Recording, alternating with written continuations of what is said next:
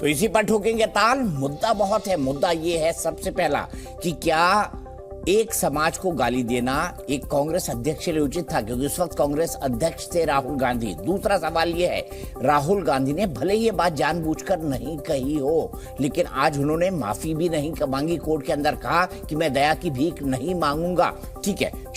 तीसरा, जब पवन खेड़ा को जमानत मिली तब कांग्रेस ने कहा बड़ा अच्छा किया सुप्रीम कोर्ट ने, हम उसका धन्यवाद करते हैं। आज जब राहुल गांधी को सजा हुई तो उन्होंने कहा कि न्यायपालिका दबाव के अंदर है। इसके बाद 2013, आपको याद होगा, अध्यादेश राहुल गांधी ने फाड़ा था। ये कहा था कि भ्रष्टाचार से समझौता नहीं करेंगे। उसी के बाद 2 साल की सजा के या उससे ऊपर की सजा पर सदस्यता रद्द होने लगी।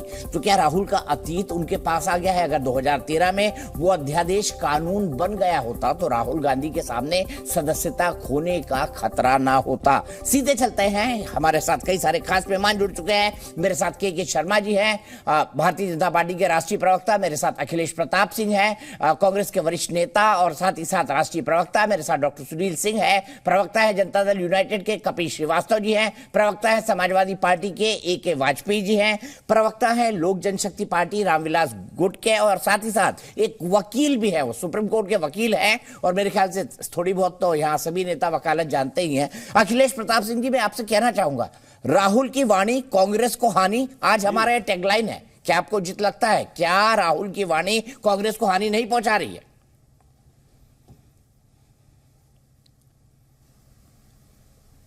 राहुल जी की वाणी देश के लिए है, देश को बचाने के लिए। देश की आवाज है, गरीबों की आवाज है। हमारी जो दिल्ली में सरकार बैठी है उसकी वाणी, उसके काम, उसके क्रियाकलाप इस देश को हानि पहुंचा रहे हैं।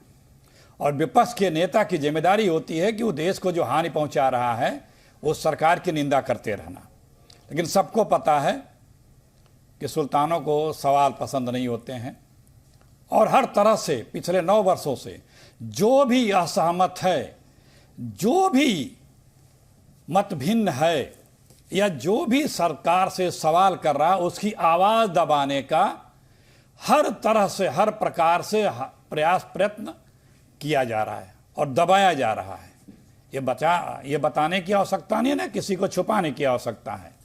उसी क्रम में राहुल गांधी की आवाज को दबाने का लगातार प्रयास किया जा रहा है और राहुल गांधी जी इस देश की आवाज बनके इस देश की आवाज उठाते रहते हैं। पार्लियामेंट में भी आवाज दबाई जा रही है, सड़क पे भी दबाई जा रही है, सदन में भी दबाई जा रही है, सेंसर किया जा रहा है, सब कुछ किया जा रहा है और चीजों को प्रभावित किया जा रहा है। किसी भी प्रकार से इनकी आवाज को दबाया जाए। आज का जो फैसला है, ये इस फैसले से, ये निर्णय से हम लोग सहमत नहीं हैं। और आपने जो बोला सुबह में, एक समाज को गाली देना, आप भी गलत बयानी किए हैं। ये राहुल जी का वो बयान है, सुनिए। काले धन के खिलाफ लड़ाई आपको सुनाना चाहिए। धूप में बैंक की लाइन के सामने खड़ा करते हैं, आपके जेब में से पैसा निकाल के बैंक में डालते हैं और फिर आपको पता लगता है कि आप ही का पैसा नीरव मोदी उठा के भाग गया। 35,000 करोड़ रुपए आपकी जेब से निकालकर उसकी जेब में। मेहुल चोकसी, ललित मोदी।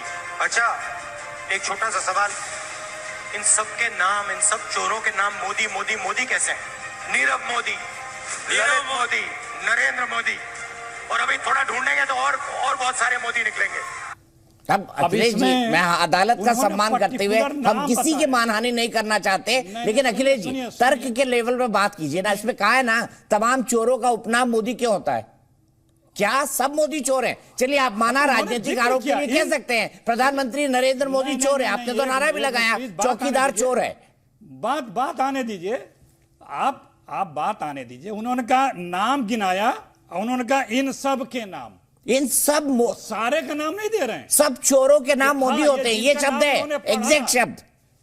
हाँ नहीं, इन सुना दीजिए। चलिए, आप ही का स्टेटमेंट फिर से सुना दीजिए अखिलेश जी, आप ही का स्टेटमेंट फिर से सुना दीजिए ना, सुन लीजिए क्या कहा है मेरे पास। अरे आप बोलने तो दीजिए। इन सब चोरों के नाम, इन सब चोरों के नाम मोदी मोदी क्यों हैं? वही तो कह रहे हैं, जिनका नाम वो पढ़ रहे हैं। शब्दार्थ जो है रेफरेंस से निकलता है, अर्थ जो है उसका रेफरेंस से निकलता है। वो नाम गिना रहे हैं, वो सारे लोगों के लिए नहीं कह रहे हैं। खैर कोई बात नहीं, उसके बाद भी आया, जज साहब भी कई बार बदले गए, और भी क्या क्या हुआ वो अभी हमारे मनु सिंघवी जी ने प्रेस कॉन्फ्रेंस करके बताया है। तो कुल लब्बे लबाब ये है दीपक जी कि आप इस सरकार से सवाल न उठावें, इस सरकार से प्रश्न न करें। जिन लोगों के नाम लिए गए, क्या ये लोग भगोड़े नहीं हैं? इन लोगों ने देश के पैसे नहीं मारे क्या?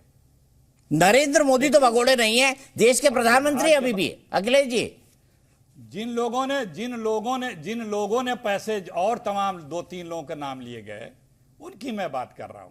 ठीक है, मैं चलिए आप ही का सवाल, आपने कहा सरकार से सवाल नहीं पूछते, अभी के शर्मा से सवाल पूछते हैं। नोटिस एक कंप्लीट कर लीजिए आप, फिर मैं के शर्मा से सवाल पूछूंगा। जी जी जी जी, देखिए सिर्फ और सिर्फ बात इतनी सी है कि लोकतंत्र में आस्था नहीं है इस सरकार से। मोदी हटाओ देश बचाओ, अगर ये पोस्टर लग रहे हैं, इस पे एफआईआर हो रहा है, गिरफ्तारी हो रही है।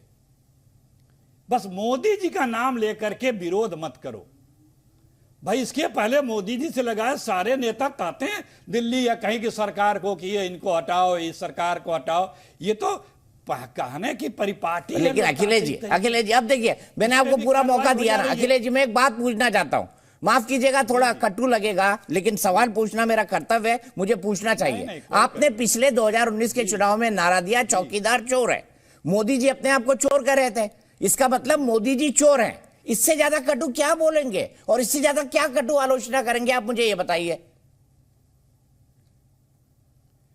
देखिए, जो चीजें हैं, जो आरोप लगते हैं, उस पे विपक्ष का काम है उसको उठाना। जैसे आप कटु सवाल पूछ रहे हैं, वैसे कटु सवाल पूछना विपक्ष का भी काम है, मीडिया का भी काम तो है ही है, विपक्ष का भी काम है। जितने लोग, आप हाउस क्यों नहीं चलने दे रहे हैं? आप सदन में यदि मोदी जी का नाम लिया तो स्पंज क्यों कर दे रहे हैं?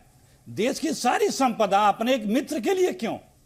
आज उंगली क्यों उठ रही है? अगर इन मित्र जैसे 10-15 मित्र हो गए होते तो कोई उंगली नहीं उठाता। ठीक है, लेकिन सारी सुविधाएं, देश की संपदा, सुविधाएं, धन दौलत एक ही व्यक्ति को, उनके लिए रोजाना अभी राहुल जी पे फोकस रखते हैं। अभी लेटेस्ट में आया कुछ और, अदानी पे हम कई दर्जन डिबेट कर चुके हैं, अदानी जी के ऊपर, मोदी जी के ऊपर। अब राहुल जी पे डिबेट है तो राहुल जी की डिबेट रहने देते हैं। के शर्मा जी, मेरा सीधा सवाल है, कहां राहुल गांधी ने तो किसी का अपमान किया ही नहीं, अखिलेश जी का तर्क है। और मैं सीधा आपसे पूछना चाहता हूं, क्या कटु आलोचना आपको स्वीकार नहीं है? लोकतंत्र की सबसे बड़ी मजबूती आलोचना ही होती है। एक विपक्ष के नेता की आलोचना आपको स्वीकार नहीं है, आप केसेस लगाएंगे, फंसवा कर जेल भेजेंगे उसे।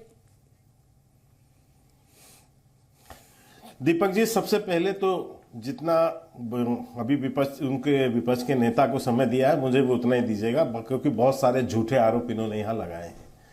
देखिए, मामला क्या है, आपके दर्शकों को पहले पता होना चाहिए।